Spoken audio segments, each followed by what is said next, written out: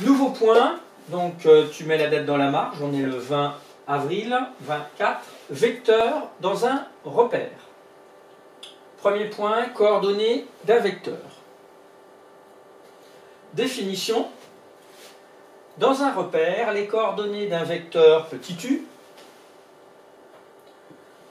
sont les coordonnées du point M telles que OM égale vecteur U.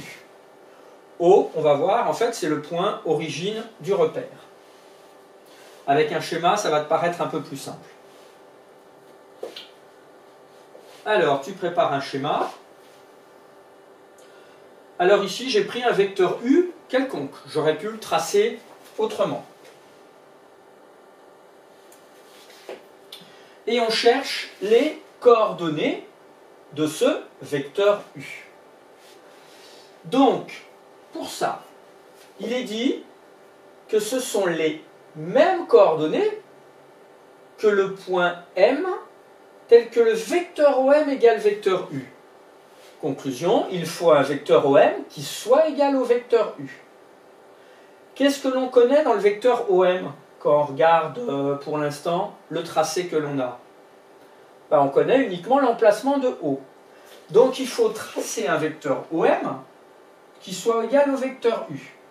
Donc ça, normalement, maintenant, on sait faire. Il faut même direction, même sens, même norme. Donc, on va prendre ce vecteur U qu'on observe bien et on va partir du point O pour arriver au point M. Donc, si on part du point O et qu'on trace un vecteur égal, tu réfléchis dans ta tête quelques instants où devrait être à ce moment-là le point M. Et le point M, il va être ici. On a bien ces deux vecteurs qui ont même direction, ils sont parallèles, même sens et même longueur.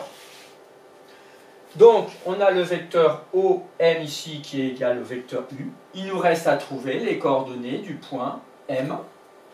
Les coordonnées des points M, tu arrives à les lire. Ici, ça va être une certaine valeur. 3 pour l'exemple, mais on va dire que c'est X, pour rester plus général dans les définitions. Et l'ordonnée, ici, c'est, alors on lirait moins 1, mais on va mettre Y pour rester, pareil, plus général. Donc, comme M a pour coordonnées X, Y, d'après la définition, les coordonnées du vecteur U vont être aussi XY. Alors, tu regardes bien et tu noteras après. Si M a pour coordonnées XY, c'est le cas ici, on note le vecteur U a aussi pour coordonnées XY, ou bien pour les vecteurs, ah, j'ai un petit problème de police, ça se note aussi les coordonnées l'une au-dessus de l'autre. Tu verras dans le futur, si tu fais des mathématiques, ce sera beaucoup plus sous cette forme-là que ça se trouvera. Mais les deux sont possibles. Je te laisse recopier. Alors, ce n'est pas à savoir par cœur cette définition, ça va être surtout être capable de l'utiliser. On va le voir juste après avec des exemples. Remarque. Le repère OIJ, ici on a un repère OIJ, donc je te rappelle que c'est d'abord l'origine, puis l'unité des abscisses, puis l'unité des ordonnées. Ça peut se noter aussi autrement avec les vecteurs. O, c'est toujours le point origine, petit vecteur I et petit vecteur J. Donc là, c'est vecteur I, vecteur J. Et à ce moment-là, ici, on aurait quelque chose qui ressemble à ça. On ferait un petit vecteur I et un petit vecteur J. C'est une autre manière de le noter.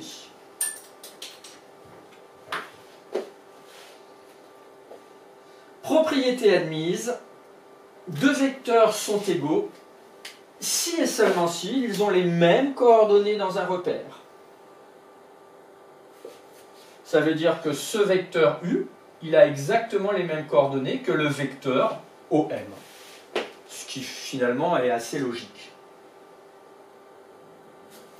Alors, on va tout de suite voir des exemples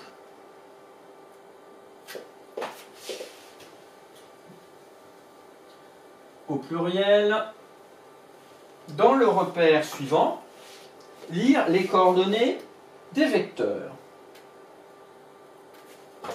Alors, on va prendre le vecteur AB, le vecteur BA, le vecteur OA, le vecteur U, le vecteur W et le vecteur Z. Donc, je te laisse préparer le tracé. Tu fais les flèches correctement. Ben voilà, tiens, là, ici, j'ai mis un repère O, vecteur I, vecteur J.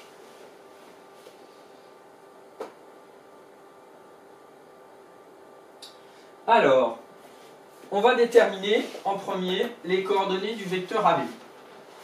Alors, d'après la définition, ça a les mêmes coordonnées qu'un vecteur OM qui serait égal au vecteur AB. Donc, on part de O, il faudrait trouver M qui serait quelque part par là pour qu'il soit égal et on lirait les coordonnées de M. Alors, on va voir qu'il y a plus simple pour le faire mentalement. En fait, donc là, tu ne recopies pas tout de suite, la bulle, tu la recopieras après. Pour lire les coordonnées du vecteur AB, on va partir de A et on va aller vers B, puisque c'est le vecteur AB. On va se déplacer horizontalement. Donc on part de A, pardon, hop, je vais oublier la petite animation. Et on se déplace vers B, mais horizontalement. Vers B, mais nous on veut aller jusqu'à B, donc après... Ah pardon. Et on va lire, à ce moment-là, ça nous fait un certain déplacement. Ça représente bien quelque chose en abscisse. C'est horizontal. On s'est déplacé de combien ici? Si tu comptes, on s'est déplacé de... Ce n'est pas 5.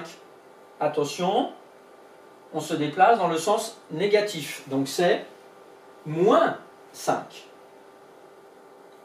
Donc à ce moment-là, ça va nous donner l'abscisse du vecteur, moins 5. Après, on va se déplacer verticalement. Ici. On se déplace de combien? Donc tu ne te trompes pas. On se déplace dans le sens positif. Et on se déplace de 2 carreaux, donc on se déplace de plus 2. Donc ça nous permet de trouver l'ordonnée du vecteur, cette fois-ci, qui est plus 2. Donc en fait, il suffit de se déplacer horizontalement et de compter en faisant attention au sens. Et pareil, verticalement. Et à ce moment-là, on arrive bien en B et on peut en déduire que le vecteur AB a pour coordonnée moins 5, point virgule, 2.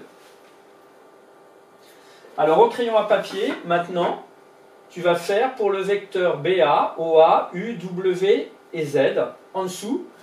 Là, je les ai déplacés, écrits horizontalement, abscisse et ordonnée.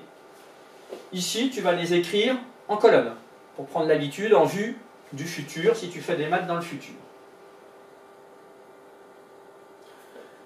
Donc après avoir mis sur pause, maintenant je vais mettre la correction. Donc as-tu trouvé le vecteur BA a pour coordonnée 5, moins 2.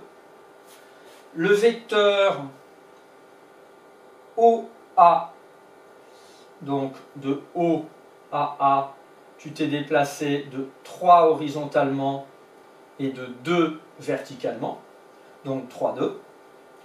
Le vecteur petit u, horizontalement, quand tu pars d'ici, bah, tu te déplaces de 0, horizontalement, donc 0.